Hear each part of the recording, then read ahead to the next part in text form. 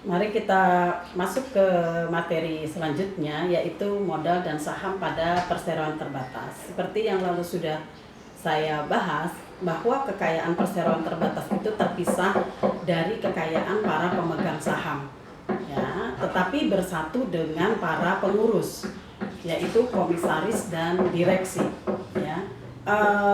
Karena perseroan terbatas adalah badan hukum, maka perseroan mempunyai kekayaan sendiri terpisah dari kekayaan para pemegang saham. Itu asas dasarnya, ya. Karena merupakan badan hukum, maka kekayaannya terpisah. Termasuk dalam harta kekayaan perseroan terbatas, yaitu modal, ya. Ada beberapa jenis modal yang merupakan bagian dari kekayaan perseroan terbatas. Yang pertama adalah modal dasar, ya.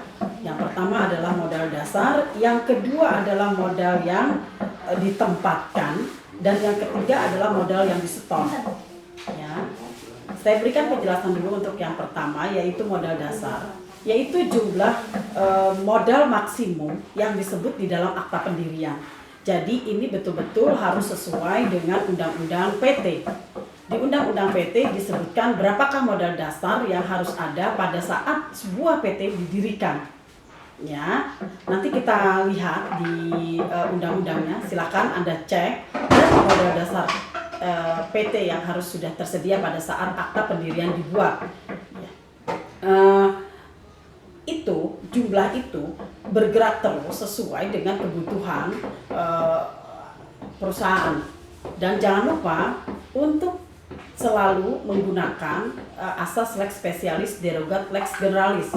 Misalnya untuk PT yang bergerak di bidang keuangan, misalnya PT yang melakukan kegiatan perbankan, ini modal dasarnya berbeda dengan PT yang melakukan produksi di bidang-bidang lain, sehingga itu perlu juga menggunakan asas lex specialis derogat lex generalis.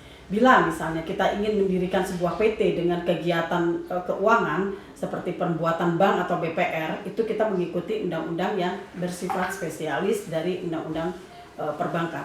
Nah, kemudian yang kedua, modal yang ditempatkan, artinya sudah berjalan, kemudian modal yang ditempatkan itu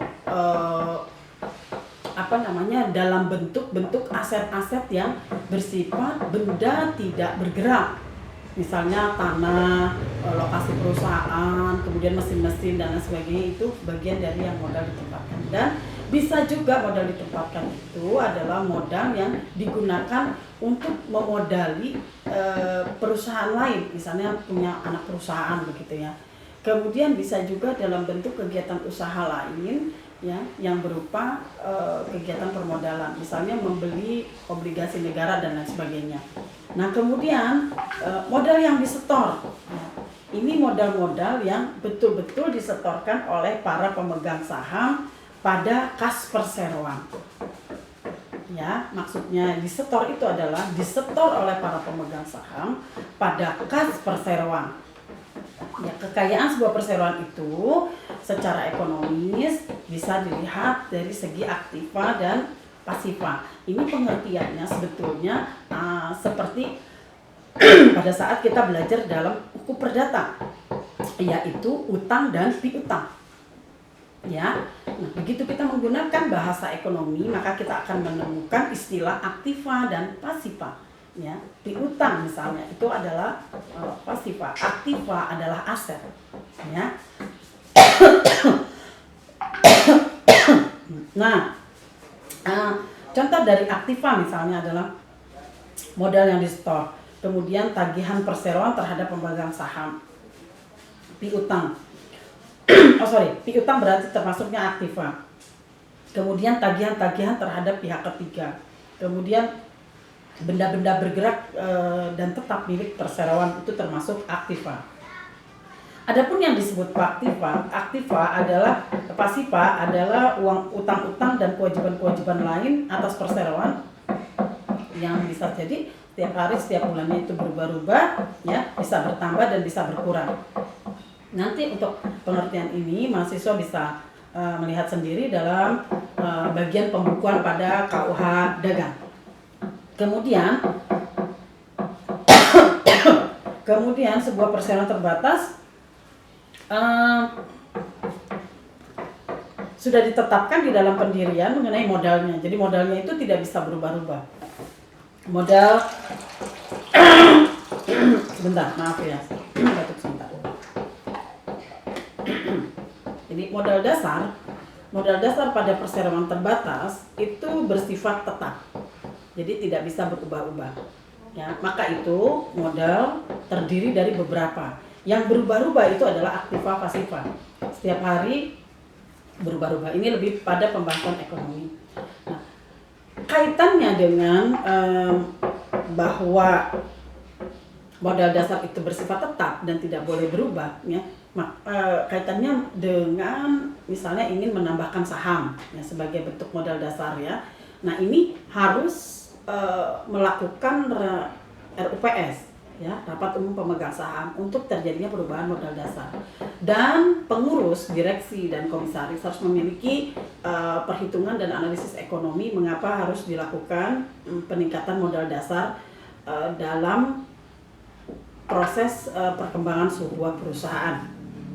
Nah, untuk bisa menambah modal dasar ini, maka ada beberapa hal yang dapat dilakukan oleh perseroan, ya. Bisa dalam bentuk penambahan saham dari pemegang saham awal atau pemegang saham pendiri, dan bisa juga dengan go public, ya, ini untuk menambah modal. Maka larinya ke pasar modal. Kemudian bisa juga dengan meminjam uang pada bank. Tentu ini ada konsekuensinya yang sangat berat untuk sebuah perusahaan, yaitu membayar kredit, ya, membayar tagihan perbankan, ya. Kemudian dapat juga modal itu bertambah dengan menggunakan modal yang ditahan. Nah, sebuah perusahaan juga ada modal yang ditahan berupa hasil dari keuntungan-keuntungan, ya, yang ditabung oleh perusahaan. Kemudian biasa disebut sebagai modal yang ditahan dalam kegiatan ekonomi. Tetapi di dalam perspektif hukum hanya ada modal dasar, modal yang disetor, dan modal yang ditempatkan, ya. Nah, dalam hukum berarti di dalam hukum dagang, ya, berarti laba yang ditahan itu masuknya ke dalam modal yang ditempatkan. Ini bisa juga untuk menambah modal dasar, tetapi perlu persetujuan dari rapat umum pemegang saham. Nah, kemudian kita masuk ke dalam proses penanaman modal, ya, yang berkaitan dengan cara menambah modal dasar yang kedua, yaitu dengan go public, ya, dengan go public. Karena kalau di perbankan, pinjam uang ke perbankan, misalnya kredit, gitu, mengajukan kredit, itu ada undang-undang perbankan. Kemudian laba yang ditahan itu lebih bersifat analisis dan pembahasan yang lebih ekonomis, dan kita masuk ke dalam penanaman modal, ya. Kemudian penanaman modal, kita bisa melihat bahwa ada pengenalan tentang sero atau saham, ya. Ada saham yang bersifat atas nama dan ada saham atas tunjuk. Nah, saham atas nama ini tidak mudah untuk dipindah tangankan karena ada namanya. Biasanya bentuk saham atas nama itu dimiliki oleh penyerta atau pemegang saham pada awal pendirian sebuah perseroan terbatas, di mana nama-nama mereka dan jumlah saham yang dimiliki, ya, sebagai bentuk keikutsertaan pada kepemilikan perseroan itu disebutkan di dalam akta sebagai lampiran, dan di saham surat sahamnya tertulis namanya. Sedangkan saham atas tunjuk umumnya diterbitkan oleh perseroan dengan jalur go public atau melalui bursa penanaman modal di pasar modal. Nanti kita bicarakan secara khusus untuk untuk pasar modal berkaitan dengan go public, bagaimana cara sebuah perseroan terbatas melakukan go public, ya, di yang berikutnya. Assalamualaikum warahmatullahi wabarakatuh.